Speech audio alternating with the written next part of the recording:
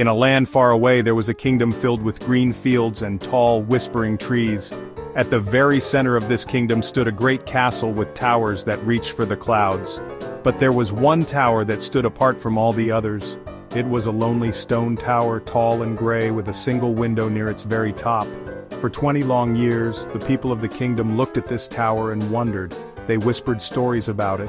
Some said a terrible monster lived there. Others said it was the home of an ancient ghost. Living in this kingdom was a small dog named Ricky. He was not a big dog, or a fancy dog. He had soft, ginger-colored fur, the color of a setting sun. His eyes were a startling green, like new leaves in the springtime. Ricky was a dog of simple habits.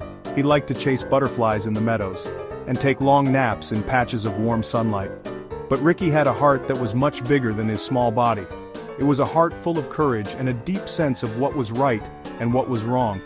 He often looked at the lonely tower and felt a strange pull, a feeling that something there was not as it should be. Ricky knew, deep in his brave doggy soul, that he had to do something. He could not just chase butterflies while a great sadness lived in that tall stone tower.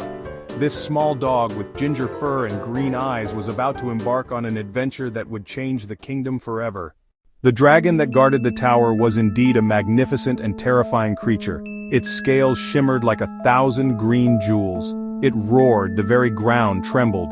Green fire could pour from its mouth, hot and bright. It could turn stone into melted rock. But this dragon was not born of fire and rage. It had once been a normal dragon living peacefully in the mountains. Its magic came from a strange accident. While hunting, it swallowed a small, glowing frog. The frog was ancient magic. Its power flowed into the dragon, changing it forever. The dragon became a magical beast, tied to the land by a powerful curse. Inside the lonely tower lived Princess Alara, locked away for 20 long years. Not a prisoner of the dragon, a prisoner of her husband, the king. He was selfish and cruel, hungry for the kingdom alone. He grew tired of her kind heart and wise counsel, so he locked her where no one could see or hear her. He used the dragon as his guard, knowing no one would be brave enough. The king was the true villain, crown on his head, heart cold and empty. Ricky the dog didn't know every detail, but he felt the injustice.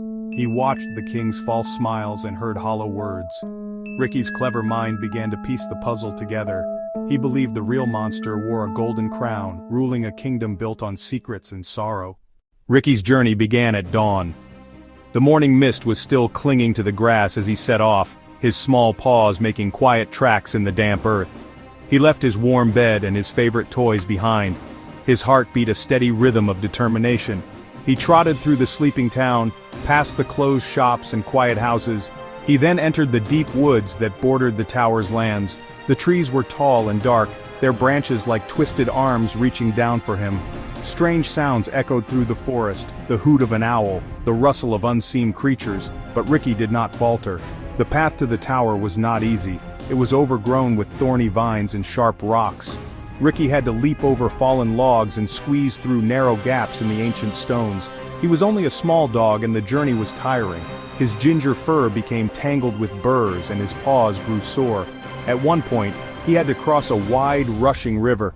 The water was cold and fast, but Ricky bravely jumped in. He paddled with all his might, his small body fighting against the strong current. He was driven by the thought of the secret in the tower and the wrongness that he needed to make right. As he got closer, the air began to change.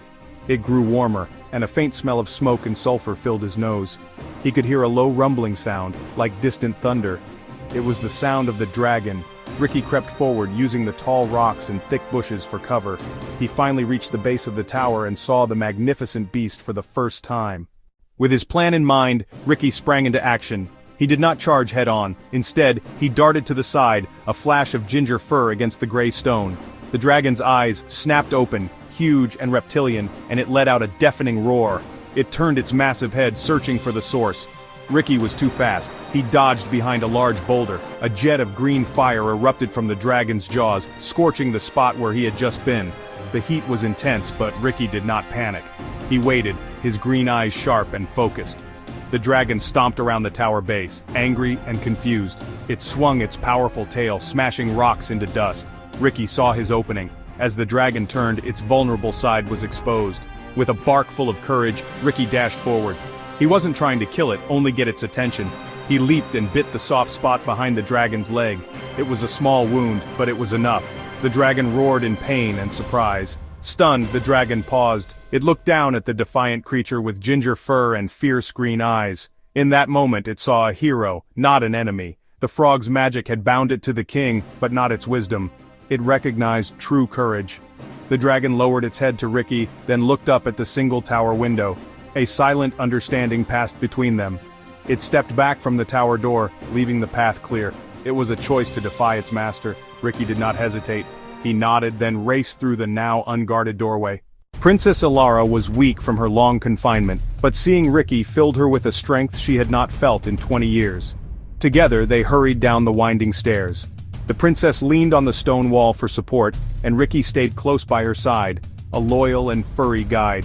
When they emerged from the tower, the dragon was still there, waiting. It watched them go with its wise, ancient eyes, making no move to stop them.